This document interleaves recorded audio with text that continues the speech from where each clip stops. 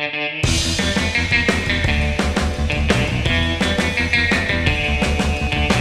eu sou o Matheus Marcolino e seja muito bem-vindo ao Resumo News, o podcast de notícias do Resumo ETEC. Nesse podcast eu comento as notícias mais legais de passar para vocês no dia de hoje. Hoje, dia 14 de maio de 2020. Vamos lá! A primeira notícia é do G1. Deputada propôs a Moro acertar com Bolsonaro vaga de ministro no STF. Começando com a cota Jair Bolsonaro aqui no Resumo News, a personagem em questão é a deputada federal Carla Zambelli, do PSL de São Paulo.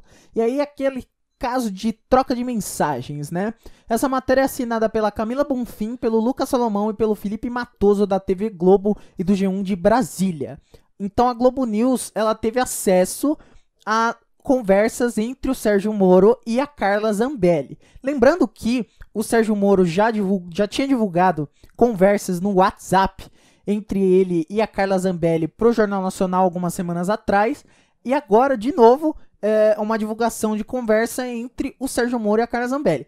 Interessante dizer que o Sérgio Moro é padrinho de casamento da Carla Zambelli. Mas enfim, o objetivo da conversa, segundo ela, seria fazer com que o Bolsonaro garantisse a Moro uma indicação para o STF. Na troca de mensagens, a Carla Zambelli disse para o Moro que o Bolsonaro ia cair se ele caísse. E em resposta, o Moro disse para a Zambelli que já tinha falado com o Bolsonaro nesse dia. A troca de mensagens foi incluída no inquérito que apura se o Bolsonaro tentou interferir ou não na Polícia Federal. Parte das mensagens já tinha sido divulgada pela Carla Zambelli à imprensa, porém não na íntegra. No dia 24 de abril, quando o Moro anunciou a demissão dele do ministério, ele disse que o Bolsonaro interferiu na PF quando ele demitiu o Maurício Valeixo, o antigo diretor-geral da PF. Na ocasião, o Bolsonaro negou as acusações. Ele disse que o Moro afirmou para ele que aceitaria a troca de Valeixo desde que a mudança ocorresse em novembro, quando o Moro gostaria de ser indicado para o STF. O ministro Celso de Mello vai deixar o tribunal em novembro, quando ele completa 75 anos. Então isso quer dizer que em novembro vai abrir uma vaga no STF. Então o Moro era favorito, hoje não é mais. Vou ler para vocês aqui uma parte das conversas, né? Então vamos lá, a Carla Zambelli começa falando: ministro, por favor, me ouça só um pouco. O senhor é muito maior que um cargo. O Brasil depende do senhor estar no Ministério da Justiça. Bolsonaro vai cair se o senhor cair. Eu entendo a sua frustração. Pelo amor de Deus, me deixe ajudar. Vamos amanhã marcar 7 horas com o presidente da República lá na Alvorada. A gente conversa e ele lhe garante a vaga no STF desse ano. Aí o Moro falou: já falei com ele hoje. E a Carla Zambelli continuou: e o senhor fica só para não criarmos essa crise. Vocês ganharam sozinhos. Vocês dois são dois bicudos. O senhor é frio e ele é orgulhoso. Talvez tendo uma terceira pessoa a gente consiga resolver. Me deixa tentar, pelo amor de Deus. Eu lhe acompanho há anos. Aí o Sérgio Moro falou: prezada, vamos aguardar. E aí a Carla Zambelli continuou: já fui presa defendendo as suas ideias e ideais. Por favor, ministro, aceite o ramagem e vá em setembro pro STF. Eu me comprometo a ajudar, a fazer o Jair Bolsonaro prometer. Aí o Moro mandou aquela: prezada, não estou à venda.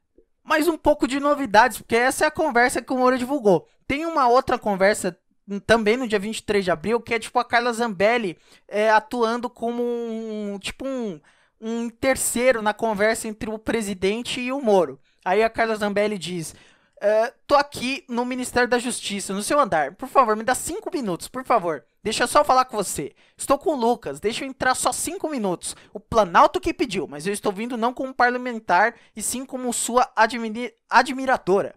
Há 6 anos eu te defendo, me ouve só um pouco. Tudo que os criminosos querem é a sua saída. Não dê esse gosto a eles, por favor. O Brasil precisa de você.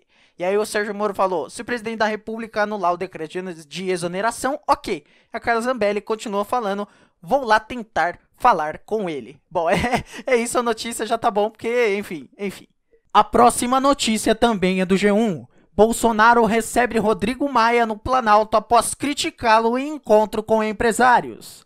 O presidente Jair Bolsonaro se reuniu por alguns minutinhos nessa quarta-feira, dia 14, no Palácio do Planalto, lá com o presidente da Câmara, o Rodrigo Maia. É interessante porque você vê o vídeo e, tá todo mundo de máscara, menos o Bolsonaro. É bizarro.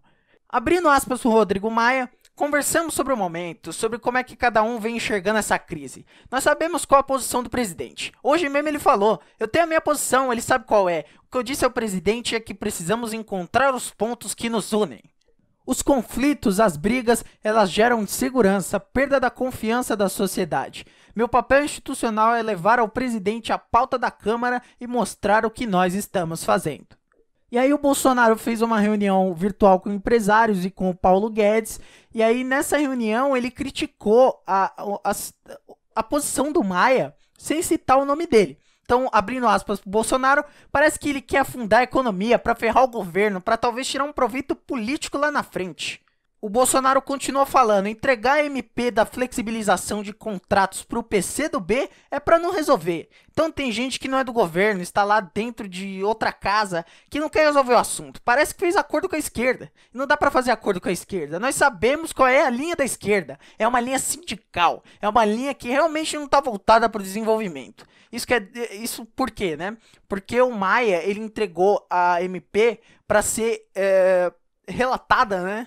Pelo Orlando Silva, que é um deputado do PCdoB.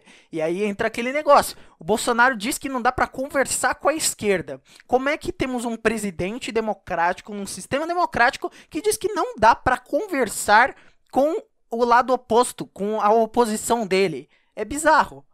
Agora é importante para você que vai fazer o Enem. O Maia, ele afirmou que durante o encontro ele levou ao presidente uma demanda da Câmara sobre o adiamento do Enem. E segundo o Maia, o Bolsonaro ficou muito sensível e vai avaliar para dar uma resposta aos deputados. A próxima notícia é do UOL. Surto do coronavírus no Brasil só está no começo, diz ex-ministro Mandetta. Essa aqui é uma coluna do Jamil Chad do UOL. E aí fala um pouco sobre o Mandetta. O Mandetta, ele afirmou que o surto no Brasil acabou de começar para ele, basicamente. Abrindo aspas para o Mandetta, a população não sabe para que lado ela vai. Eu dizia uma coisa e o presidente dizia outra. Segundo ele, o pique já pode ter sido atingido em Manaus, mas continua a crescer em outras capitais. Ele disse, inclusive, que no sul o pico ainda não começou. O Mandetta também disse que o bullying que está sendo feito com a China, né? O Ernesto Araújo, o chanceler, ele passou a criticar a China por causa dessa crise e falou, o Ernesto Araújo é um doente. Ele é, não, doente não, é errado. Eu escolhi uma palavra, porque você tem uma doença, não tem nada de errado, cara. Você é uma pessoa. O problema é que o Ernesto Araújo, ele é um imbecil. Essa é a palavra certa. O Ernesto Araújo é um imbecil. Tanto que aquele negócio nazismo é de esquerda, pipipipopopó, ele falou que tem um plano comunista para moldar a nova ordem internacional no momento pós-pandemia, que a China planejou tudo isso tudo. Cara, pelo amor de Deus. E o Mandetta disse que essa crise com a China pode afetar na compra de respiradores, né, de materiais de saúde. Tanto que o Donald Trump, até o governo do Donald Trump já reduziu as partes de críticas contra a China. Mas o Ernesto Araújo, o nosso chanceler, ele não faz isso. Então o Brasil já está pagando preço, segundo o Mandetta. Cadê as máscaras? Abrindo aspas para ele. Estamos perdendo enfermeiros. Respiradores não chegam. Para finalizar, o Mandetta disse que o medo dele é que o Brasil tem um discurso anti-organizações internacionais, tendo uma postura muito alinhada com os Estados Unidos. E que os Estados Unidos têm musculatura para se defender. O Brasil não. Bom, então agora vamos para duas rapidinhas para fechar o episódio dessa quinta-feira. A primeira é que o Bolsonaro teve lá a reunião com os empresários, com o Paulo Scaff, o presidente das indústrias aqui do Brasil, com o Paulo Guedes. E nessa reunião, um dos empresários, ele ignorou a reunião e ele foi tomar banho. E aí o Paulo Guedes falou, ou melhor, o Bolsonaro disse, ô Paulo Scaff, tem um colega aí no último quadrinho que saiu fora, tá ok? E aí o Paulo Guedes foi alertado e falou, tem um cara tomando banho aí, peladão, tem um peladão aí, fazendo isolamento peladão em casa e tal, beleza? O cara foi ficando com calor com a conversa e foi aí tomar um banho frio.